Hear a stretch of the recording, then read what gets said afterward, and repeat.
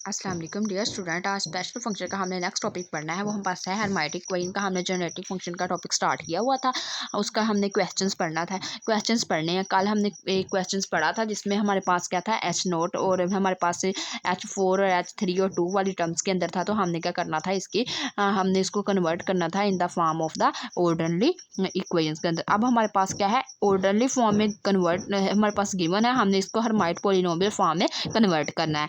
तो इसके लिए हमने क्या किया, हमारे पास गिवन डैट जो हमारे पास फंक्शन गिवन था, हमने वो फंक्शन लिखा। लिखने के बाद अब हमने देखा कि हमारे पास कितनी टर्म्स है।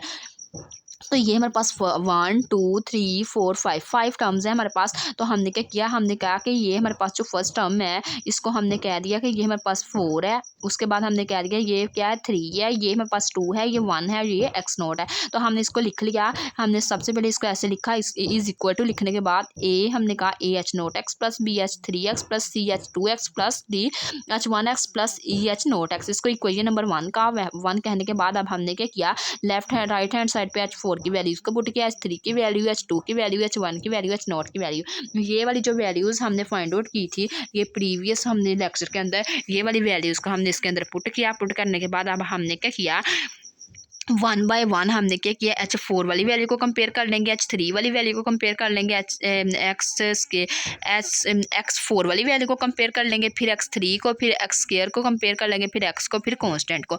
तो हमने क्या किया, कंपेयर किया। तो यहाँ पे हमने कंपेयर किया, कंपेयर द रिस्पेक्टिव कोफिशिएंट। तो हम क्या करते हैं, सबसे पहले हम X4 को कंपेयर करते हैं। जब हमने X4 को कंपेयर किया तो यहाँ से हमारे पास क्या आया, 64 इज इक्वल टू 16A। तो यहाँ से हमारे पास जब हमने इसको कैंसिल आउट किया तो यहाँ से हमारे पास A की वैल्यू का आ गई 4। इसी तरह हमने जब X3 लिया तो वो हमारे पास क्या आया, 8 इज इक्वल टू 8B। तो यहाँ से हमारे पास B की वैल्यू क्या आ गई 1। इसी तरह हमने जब कंपेयर किया X स्क्वायर के साथ तो वहाँ पे हमारे पास क्या आ गया, -32 is equal to 48A plus 4C। तो यहाँ पे हमारे पास A की वैल्यू है, A की वैल्यू को पुट किया। पुट करने के बाद यहाँ से हमने C की वैल्यू कैलकुलेट कर ली। C की वैल्यू यहाँ पे हमारे पास क्या आ गई 40।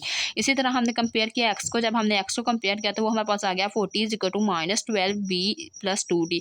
तो यहाँ पे हमने B की वैल्यू को पुट किया। B की वैल्यू को पुट करने के बाद इसको सोल्व किया तो यहाँ से हमारे पास D की वैल्यू आ गई 26। अब हमने क्या किया, कांस्टेंट को कंपेयर किया, मीन x0 को। जब हमने x0 को कंपेयर किया तो यहाँ पे हमारे पास ये वैल्यूज आ गई। A की वैल्यू भी हमारे पास है, C की वैल्यू भी है। A की जगह A की वैल्यू पुट की, C की जगह C की वैल्यू को पुट किया। पुट करने के बाद कांस्टेंट को एक साइड पे करके हमने इसको क्या कर लिया, सोल्व। यहाँ से हमारे पास क्या आ गई, किसकी वैल्यू आ गई, हमारे पास E की वैल्यू आ गई। तो E की वैल्यू हमारे पास 42 आ गई। अब ये जो इक्वेशन हमारे पास गिवन थी, हमने खुद बनाई थी ये वाली ABCDE के साथ। अब हमने A की जगह A की वैल्यू पुट कर दी, B की जगह B की, C की जगह C की, D की जगह D की, E की जगह E की। तो जब हमने इसको कन्वर्ट कर दिया तो ये हमारे पास किस फॉर्म में आ जाएगी, इस फॉर्म में हमारे पास आ जाएगी।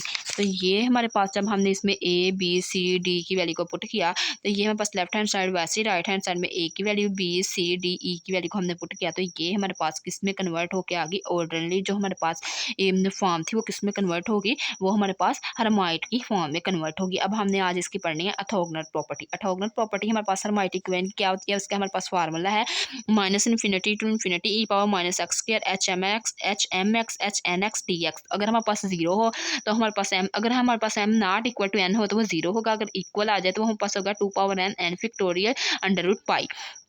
तो ये हमारे पास क्या है, इसकी एक प्रॉपर्टी है, ऑर्थोगोनल प्रॉपर्टी है। तो इसके बारे में आज हमने कुछ क्वेश्चंस को डिस्कस करना है। तो सबसे पहले हमारे पास फर्स्ट क्वेश्चन है, find the value of the -infinity to infinity e power -x square H2 XH3x। तो यहाँ पे हम देखें कि m की वैल्यू हमारे पास क्या है 2 है, n की वैल्यू हमारे पास क्या है 3 है। तो यहाँ से हमने क्या किया, गिवन इक्वेशन लिखी। गिवन इक्वेशन के बाद हमने कहा m हमारे पास 2 है, n हमारे पास क्या है 3 है।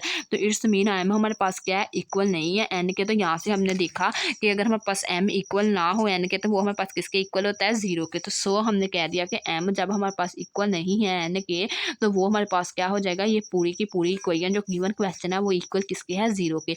उसके बाद अब हमें नेक्स्ट क्वेश्चन गिवन है जिसमें हमें बोला गया है, find the value of integral -infinity to infinity e power -x square H2 x का होल स्क्वायर और d ऑफ x। तो सबसे पहले हमने गिवन अपना क्वेश्चन लिखा। लिखने के बाद हमने क्या किया, इसका 2 टाइम लिख लिया। जब हम इसको ऐसे फिर क्लोज करेंगे तो वो होल फॉर्म में क्लोज हो जाएगा। अब हमने देखा कि एम में भी हमारे पास क्या है, 2 है, एन भी 2 है। ये क्या है, एम इक्वल है एन के, दोनों सेम है तो इक्वल है। तो हमने क्या किया, अपने आइडेंटिटी की तरफ मूव किया, देखा कि हमारे पास जब हमारे पास एम इक्वल है एन के तो उसके लिए हमारे पास का फार्मूला होता है 2 power N N factorial under root pi. तो ये वाला हम क्या करेंगे, यहाँ पे फार्मूला यूज़ करेंगे। तो यहाँ पे हमारे पास ये वाली चीज़ हमने वैसे लिख ली। ये लिखने के बाद हमने कहा कि ये हमारे पास इसका इक्वल होता है 2 पावर एन, तो 2 हमारे पास वैसे, एन हमारे पास क्या है 2। इसी तरह हमारे पास 2 power N into N factorial, N इधर हमारे पास क्या है 2, 2 का फिक्टोरियल आ गया और साथ में हमारे पास क्या अंडर रूट पाई। तो इसका हम सॉल्व कर लेंगे, 2 2 जार हमारे पास क्या हो जाएगा 4, 2 का फिक्टोरियल 2 आ जाएगा, 4 2 जार हमारे पास क्या हो जाएगा 8 और साथ में पास का आ जाएगा अंडर रूट पाई आ जाएगी।